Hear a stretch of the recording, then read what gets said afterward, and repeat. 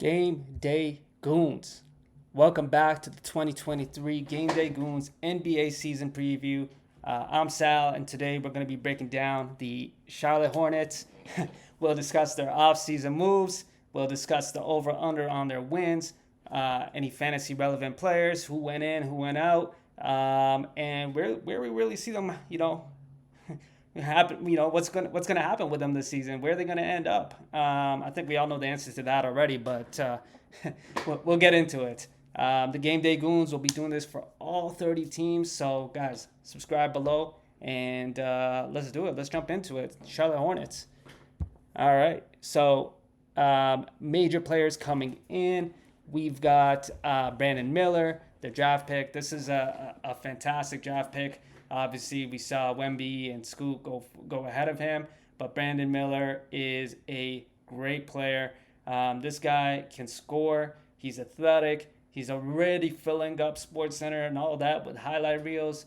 Man, he had a crazy dunk the other day. It was called a charge, but this guy is going to be a pleasure to watch.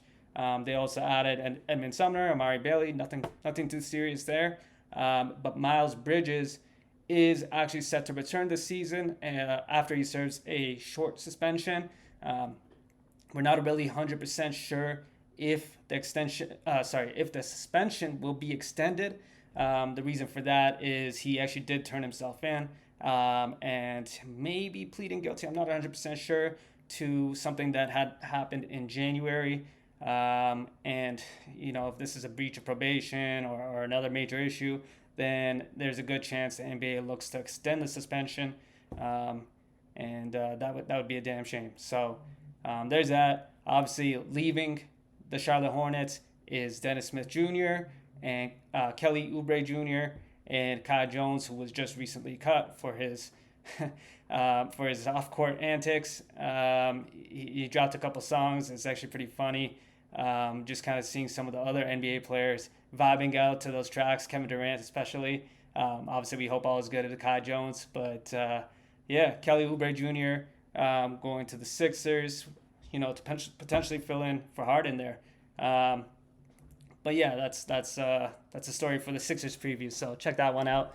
But let's see. We've got an over-under of 31.5 wins for the Charlotte Hornets. I'm actually not 100% sure that this team hits 32 wins. The reason for that is, one, there is a ton of inconsistency in that lineup. We don't know where Miles Bridges is going to be. We do not know if Gordon Hayward is going to be healthy all year. Obviously, he hasn't been healthy for an entire year for a long time, and he is, the second best player on that team, or at least, a top four guy in the lineup. Obviously, PJ Washington is still there. He is great. Big fan of him. LaMelo Ball is there, healthy this year. There was some concerns at the end of last year that he may not be healthy to start this year, but he is in lineups in the preseason. And it's going to be a up and down season for these guys. I'm sure they'll have some really good wins, but I ultimately see them as sellers at the trade deadline. Potentially selling high on Terry Rozier, who is, kind of holding that Brandon Miller, starting lineup spot, right?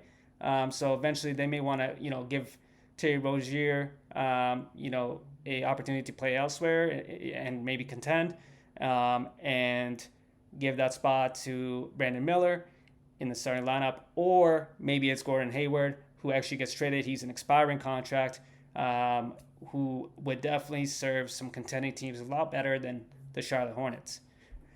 Fantasy outlook, I actually surprisingly like a lot of these guys. LaMelo Ball is obviously a top, 6 dynasty league pick, but even in a redraft league, you cannot go wrong with this guy at the turn. If you're drafting him late in the first round and he falls to you, by all means, grab this guy. He is going to fill it up. Points, rebounds, assists, steals, three-pointers. He really, really does it all. He is a fantastic point guard and one of the more all-round fantasy point guards out there due to his, triple-double potential. The only concern there is if his leg issues or injury issues do carry forward into this season. Obviously the Hornets don't have a ton to play for late in the year, so that's one concern. But I do like LaMelo Ball as a first-round pick. Definitely as a second-round pick if for some reason he falls that far. Mark Williams, he kind of broke out last year. I think that he is a fantastic pickup at 94 as an ADP there. Mark Williams, this guy is arguably better than a lot of the centers in terms of fantasy. A lot of the centers that you're going to see get drafted before him. People are going to be grabbing guys like I don't know, Nurkic, or even even guys like Nick Claxton. He's going to have a good season. Don't get it twisted. But Mark Williams could have an equal or better season than him. So I would look for Mark Williams in your draft, especially if he's fallen to 95. This is a great center pick especially if you missed out earlier in the draft, and got a bunch of guards early. PJ Washington at 129. That is a steal because we do not know what's going to happen with Miles Bridges. If you're yet to do your draft, by all means, reach for PJ Washington ahead of that 120 mark. I would even grab him as early as 100th or 90th pick. And the reason for that is this guy does contribute with points, rebounds, hits a three, gets you a block, gets you a steal. He's one of those 1-1-1 guys, which will give you 1 3-pointer, 1 steal, and 1 block. That's rare. And with Miles Bridges, his season kind of up in the air. We don't really know what's happening there. This guy's going to fill in and have another good year. Terry Rozier, I always like him at that 80 ADP range, but he's more of a scorer. His field goal percentage can drag you down sometimes. It just really depends on how your draft went, but I do like him in his role. He never has a ton of trade value in fantasy leagues in my experience, but he's a guy who's going to give you a lot of points. And in the scenario that LaMelo Ball does go down again, like last year, it was Terry Rozier who was really, really picking up the slack for there, although his efficiency did drop as a result of that. So just keep all that in mind. Brandon Miller, I like him late in drafts as a flyer. If you haven't drafted a rookie yet and you just want to take that gamble, he could be an instant scorer. He could definitely finish the season strong and be fantasy relevant, especially in those fantasy playoffs as the Hornets are resting all of the other guys, or, as I said earlier, if Gordon Hayward or Rozier gets traded. Gordon Hayward, speaking of him, I love him at a 18 point per game with maybe 5 rebounds, 5 assists, whatever. But it's like a final, pick in the draft type situation, just due to his health concerns. Who else? Nick Richards, actually. I do want to talk about him. He is now in that backup center role exclusively because Kai Jones is no longer on the team. So although he probably wasn't going to get a ton of minutes anyways, he is going to get a few more now. And he was actually relevant in games where Mark Williams was unable to play. These guys have create a character names: Mark Williams, Nick Richards. But yeah, they're actually, that center rotation is going to be some sneaky value in fantasy leagues. That's really it. So that's it for the Charlotte Hornets. What do you think? What is their outlook this year?